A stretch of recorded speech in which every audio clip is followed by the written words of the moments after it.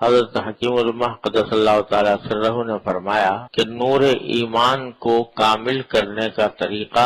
ذکر و فکر ہے، جس کو اللہ تبارک و تعالی نے قرآن کریم میں اس طرح ارشاد فرمایا کہ بل تنظر نفس ما قدمت لغد، ہر شخص کو چاہیے کہ یہ سوچتا رہے کہ اس نے کل کے واسطے کیا سامان کیا ہے، یعنی اپنے اعمال کا محاسبہ کرتا رہے کہ آج دن میں کتنے نیک کام ہوئے، جو نیک کام ہوئے ہیں ان پر اللہ تعالیٰ کا شکر ادا کرے، اور جو گناہ ہوئے ہیں ان سے توبہ اور استغفار کرے، جو بات کہے سوچ کر کہے، جو کام کرے پہلے اس کے انجام کو سوچ لے، مراقبات کرے بالخصوص مراقبہ موت، اور اگر موت کو سوچنے سے کسی کا دل گھبراوے تو حیات کو سوچے کہ اس حیات سے ابھی ایک دوسری حیات ہے جو خیر بھی ہے، زیادہ باقی رہنے والی بھی ہے، بہت لذیذ بھی ہے اور بہت زیادہ پسندیدہ بھی ہے۔ پھر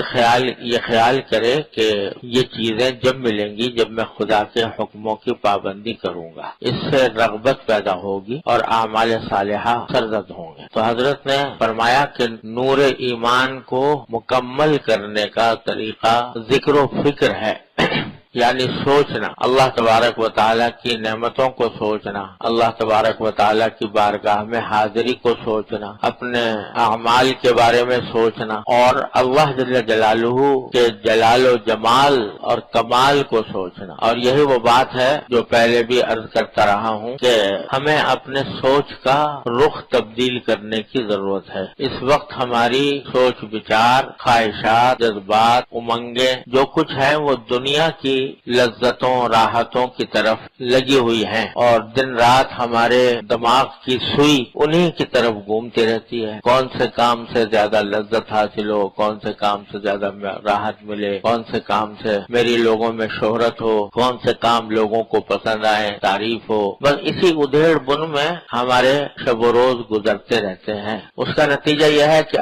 آخرت سے غفلت رہتی ہے، آخرت سے غفلت رہتی ہے کہ پتہ نہیں کس وقت اللہ تبارک و تعالیٰ کی طرف سے بلاوا آ جائے، اور اس وقت کیا حال ہوگا اس کا خیال بہت شاذ و نادر لوگوں کو آتا ہے۔ سوچ کا رخ بدلنا، اس کو دنیا سے آخرت کی طرف پھیرنا، مخلوق سے خالق کی طرف پھیرنا، اللہ تبارک و تعالیٰ کی جمال و جمال، جمال و جلال، اس کے کمال، اس کی طرف پھیرنا، یہ مقصود ہے، اور اسی سے ایمان کا نور کامل ہوتا ہے، حضرت فرماتے ہیں۔ اور حاصل یہ ہے کہ غفلت کی زندگی، جو دن رات اللہ تبارک و تعالیٰ سے غافل ہو کر جو زندگی گزر رہی ہے، اس کو اللہ تبارک و تعالیٰ کے ذکر و فکر سے آباد کیا جائے۔ اور کہنے کو تو میں نے کہہ دیا اور سن بھی لیا، لیکن اس پر عمل جو ہے وہ اپنی سوچ کے رخ بدلنے کا عمل یہ مسلسل مشق چاہتا ہے، ایک دن میں حاصل نہیں ہوتا کہ پہلے ہی دن آدمی کی سوچ ساری اللہ تعالیٰ کی طرف پھر جائے، ایک دن میں نہیں ہوتا۔ کرتے رہنے سے، مشق کرتے رہنے سے، اللہ تبارک و تعالیٰ کے نعمتوں کا استحضار کرتے رہنے سے، ہر چیز کے پیچھے اللہ تبارک و تعالیٰ کا جلوہ دیکھتے رہنے سے رفتہ رفتہ یہ عادت بن جاتی، اور اللہ تبارک و تعالیٰ کا ذکر و فکر انسان کے دل میں سما جاتا ہے۔ اور اس کا راستہ یہ ہے، سب سے اہم چیز جس سے یہ دولت حاصل ہوتی ہے اللہ تبارک و تعالیٰ کے ذکر و فکر کی، وہ محبت ہے، اللہ جل جلالہ کی محبت۔ جس سے انسان کو محبت ہوتی ہے تو دل و دماغ پر وہی چھایا رہتا ہے، یہ ایک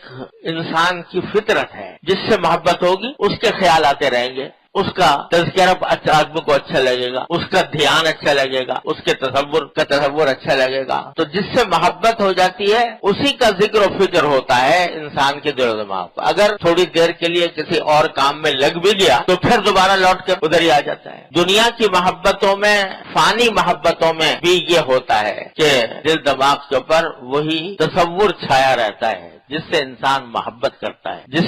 جس کی انسان کے دل میں خواہش ہوتی ہے وہ دل و دماغ پر چھائی رہتی ہے۔ اگر اللہ تبارک و تعالی ہماری اس محبت کا رخ اپنی طرف عطا فرما دے، ان سے محبت ہو جائے، اللہ تعالیٰ اپنے فضل و کرم سے ہم سب کو عطا فرما، وہ محبت عطا ہو جائے تو پھر دھیان بھی انہی کا رہے گا، تصور بھی انہی کا رہے گا، سوچ بھی انہی کے متعلق ہوگی، تذکرہ بھی اسی کا ہوگا۔